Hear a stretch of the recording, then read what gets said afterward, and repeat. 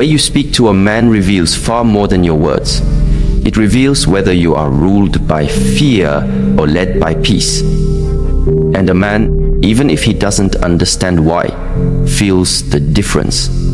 This talk is not about technique or tricks.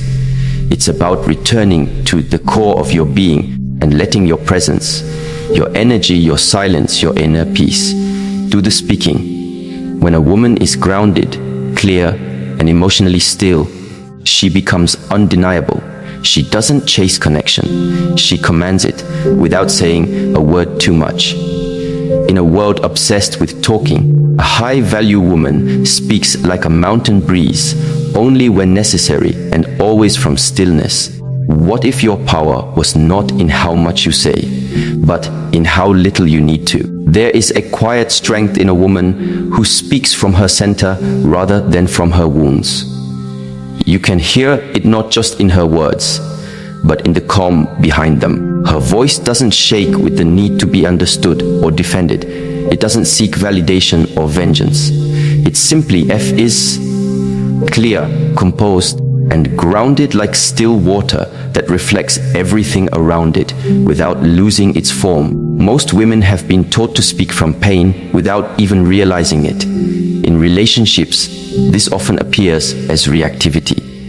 A man forgets a small detail, and suddenly, she's raising her voice, not just about the forgotten moment, but about the many layers of past hurt that moment triggered. She thinks she's expressing herself, but what she's really doing is echoing old wounds that were never witnessed or healed. This reaction may feel powerful in the moment, but it rarely creates connection. It creates confusion. It creates distance. To speak from your center is a different path. It means your words are not drawn from unhealed parts of you. They arise from your awareness, from your ability to witness your own emotions, rather than being swept away by them. And this is where true communication begins.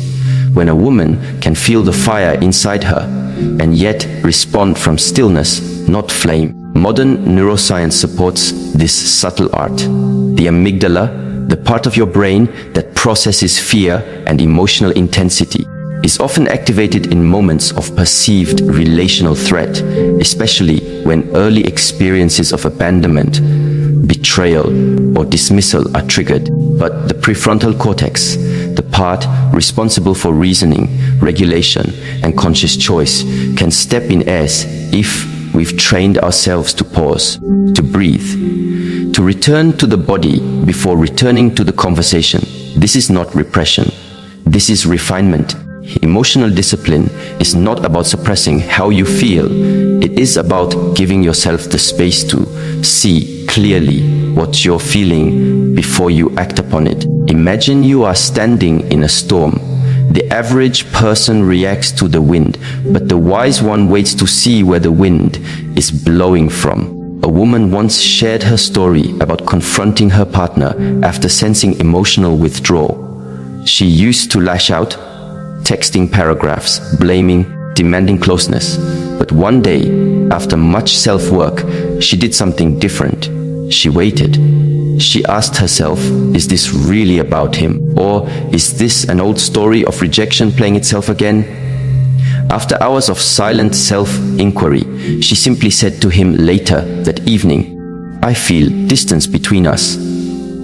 I'd like to understand if something is on your mind.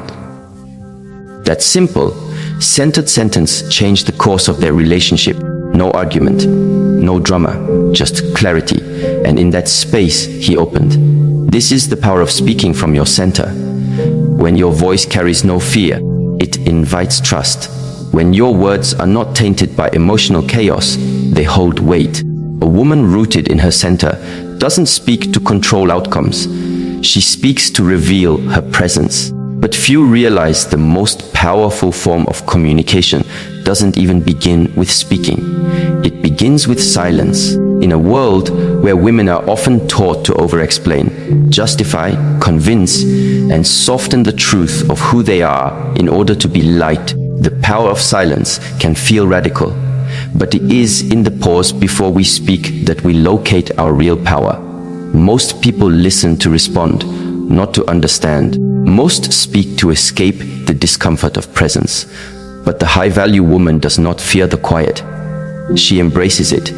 When a man speaks, she does not interrupt. She does not immediately react. She lets his words land. She lets silence do the work before she does. And it's in that moment of stillness, where nothing is being said, that everything is being communicated. This stillness is not passivity, it's intentional restraint. And from a neurological standpoint, it shows strength. The ability to pause before responding activates the vagus nerve, calming the entire nervous system and opening access to your higher cognitive functions. It allows you to be discerning instead of defensive, curious rather than combative. Men feel this. They may not be able to articulate it, but they feel when a woman is not rushing to fill the void, not anxiously trying to fix, explain, or please. They feel her presence like a steady flame, and that steadiness draws them in. It signals that she is not emotionally dependent on them to be okay, that she does not need performance from him to regulate her own inner weather. There's a story of a man who once said that the most unforgettable woman he ever met was the quietest. She didn't flirt loudly. She didn't brag. She didn't even smile excessively. But when she spoke, everyone listened, not because she said much, but because everything she said had the weight of someone who thought deeply and felt even deeper. Her pauses held more tension than most people's speeches. Her silences were filled with self-possession. This is the art of letting silence speak first. It is the space where you meet your own emotions before sharing them with another. It is the moment where you examine your own energy before entering a room or a conversation. It is not the absence of words. It is the presence of wisdom. A woman who uses this space, who knows how to befriend silence, never chases connection. She lets it unfold. She doesn't perform vulnerability to be liked, nor does she withhold truth to be safe. She simply waits for the right moment. And when she speaks, her words feel like medicine, not noise, not demand, but insight. To move from reactivity to presence, from chaos to clarity, from noise to essence. That is the silent training of a woman becoming truly powerful, when she no longer needs to speak from her wounds and no longer fears the silence between her words. She becomes magnetic without effort. She becomes a mirror, and men feel seen in her reflection. They feel safer, they slow down, they soften, they become more honest. And it is in that energy, not in persuasion or perfection, that real intimacy begins to form. To truly connect with a man, a woman must first release the need to react and instead develop the capacity to reflect. Reaction is fast. It's often loud. It's emotionally charged. But reflection is slow. It is spacious. It carries a different frequency, one that invites closeness rather than conflict. Many relationships falter not because of what was said, but because of how quickly it was said. The space between what you feel and what you speak determines the quality of every connection you enter. A woman grounded in reflection listens differently. She doesn't listen just for the facts or the timeline. She listens with her whole body. She tunes into the tone, the breath, the spaces between a man's words. She notices when he speaks fast and when he avoids eye contact. She is not hunting for proof, she is attuning to presence. And through this attunement, something unexpected happens. The man softens. Most men are not used to being truly heard. They are used to being interrogated, interrupted, or immediately analyzed. In such environments, they withdraw. They give surface-level responses. They protect their vulnerability with distraction or indifference. But when a man encounters a woman who reflects rather than reacts, his nervous system senses safety. He may not have language for it, but he will feel it deeply. It's in the way she holds silence without tension, in the way she waits for his thought to finish without racing to correct it. Her stillness says, I am here, not to judge you, but to witness you. Psychology has long acknowledged the power of active listening. Yet beyond the clinical language lies a deeper truth. Human beings don't change when they are told what to do. They change when they feel seen. And a woman who listens from stillness allows a man to see himself. She becomes a mirror, not a critic, a container, not a controller. There's a story of a couple struggling with recurring tension. The woman always felt like her partner wasn't emotionally available. He, on the other hand, felt like nothing he did was ever good enough. Their conversations often ended in raised voices and withdrawal. But something shifted when she decided to stop reacting. The next time he came home and seemed distant, she didn't ask why he was cold. She didn't demand reassurance. She simply sat beside him, placed a warm hand on his shoulder, and said, "You seem heavy today. I won't ask you to explain, but I'm here when you're ready."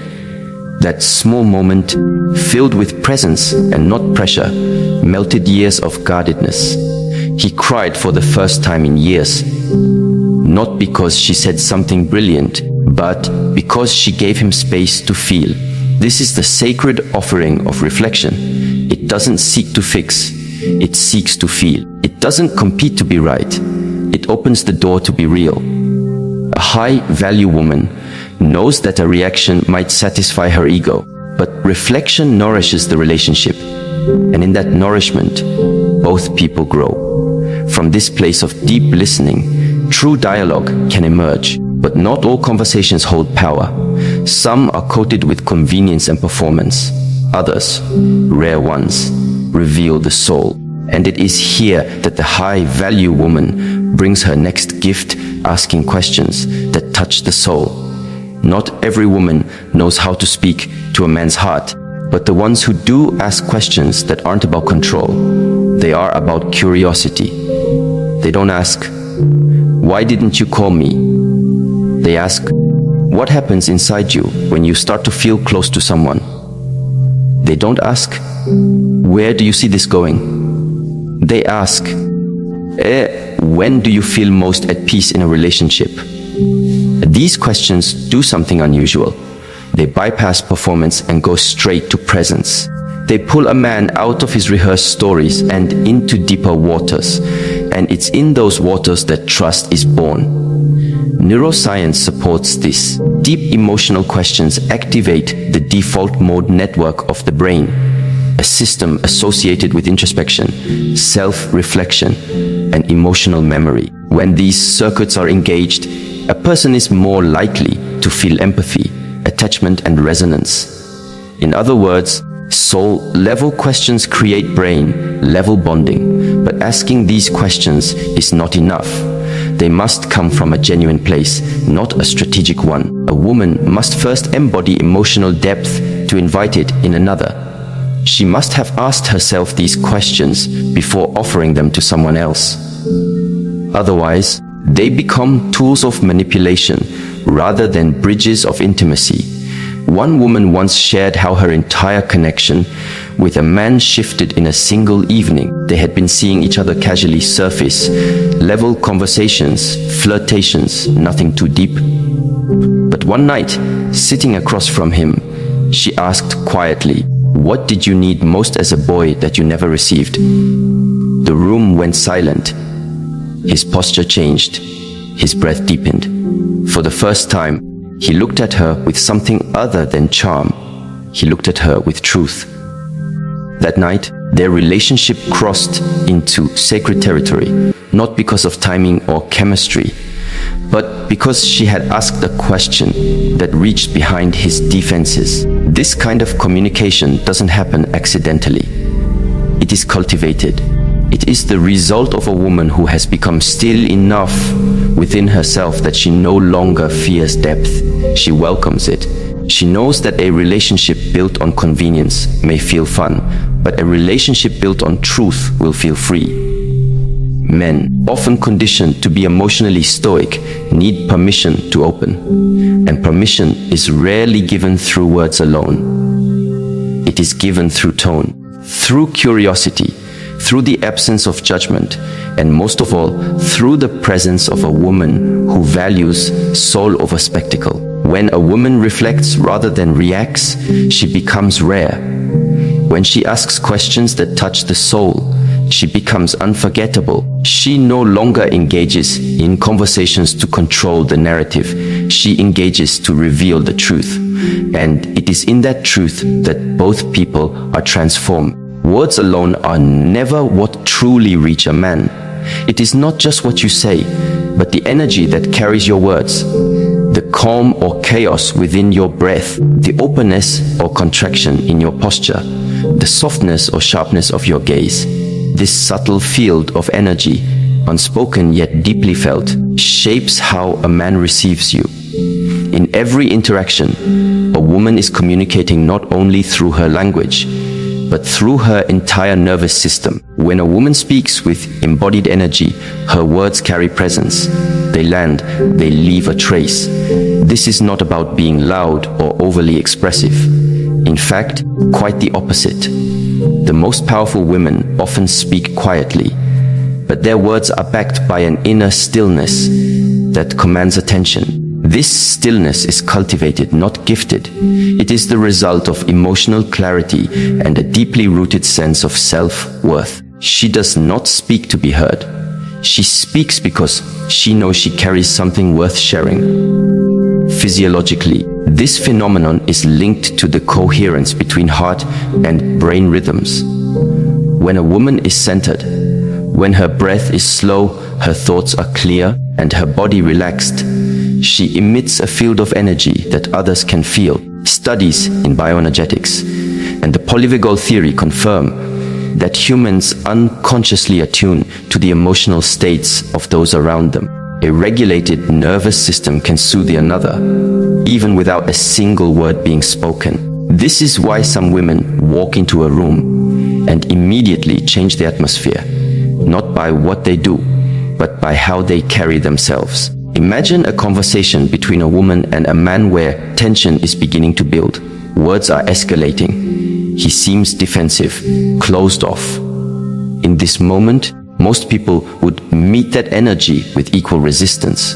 But a woman trained in her own awareness might do something completely unexpected. Instead of pushing forward, she pauses, she breathes, she adjusts her posture to openness, she lowers her voice, she slows her pace. And suddenly, the entire emotional dynamic shifts. He mirrors her. He relaxes. He begins to hear again, not because she changed her words, but because she changed her energy. One woman once shared how this shift transformed her relationship. Her partner had become distant and cold, and their conversations felt mechanical. She would try to connect, but he remained does not need to react emotionally or prove herself. She sets boundaries calmly, without the need for noise or justification. And this brings us to a deeper form of communication, the communication that exists in silence, in clarity, in unshakable dignity. A woman who values herself does not argue her worth. She does not repeat herself multiple times to be taken seriously. She does not over-explain her standards. She states her truth once, with clarity and grace, and then allows the world to respond. If a man meets her with alignment, she opens. If he meets her with resistance or games, she steps back, not out of anger, but out of principle. In relationships, boundaries are often misunderstood. Many people think of them as ultimatums or defenses, but true boundaries are quiet declarations of self-respect. They are less about controlling others and more about honoring your own peace. When spoken from a grounded place, they don't create distance. They create respect. A woman once recalled the moment she learned this lesson. Early in her relationship, her partner had a pattern of withdrawing emotionally whenever conflict arose. At first, she would panic, sending messages, trying to pull him back. But over time, she realized that her worth did not depend on his emotional availability. The next time he pulled away, she didn't plead. She simply said, "I care about this connection, but I don't chase after someone who's not ready to meet me.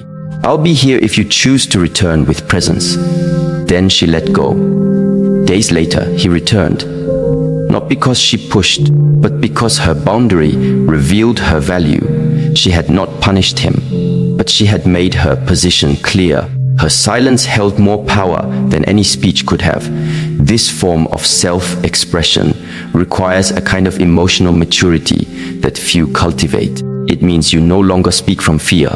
You no longer beg to be seen. You no longer negotiate your standards for temporary comfort. You speak when necessary, and you trust that your presence carries your message even when you are silent.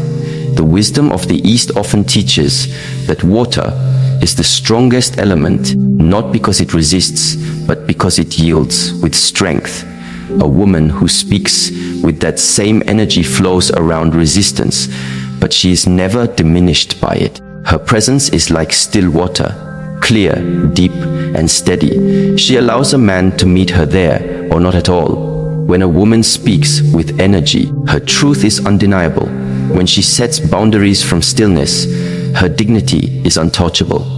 And in that state, she no longer tries to control how others perceive her. She knows who she is. She knows what she brings. She knows that connection cannot be forced, and respect cannot be requested. It must be evoked by the way she lives and the way she leads herself, especially in love. When a woman masters the way she communicates, not just through her words, but through her energy, her silence, her reflection, and her boundaries, she no longer seeks approval, she radiates presence. She no longer negotiates her worth, she embodies it. And in this embodiment, she becomes a force that is not loud, but undeniable. She doesn't compete for attention. She draws respect by the depth of her stillness and the clarity of her intent. The path of the high-value woman is not about control, manipulation, or performance. It is about inner mastery. It is about speaking less, but meaning more. Asking deeper questions, not louder ones. Listening not to respond, but to witness. And choosing presence over performance, boundaries over blame, energy over effort. In love as in life, the woman who knows herself deeply becomes magnetic, not because she is perfect, but because she is real. And in a world of noise, realness is rare. That is her power. That is her voice. That is her home.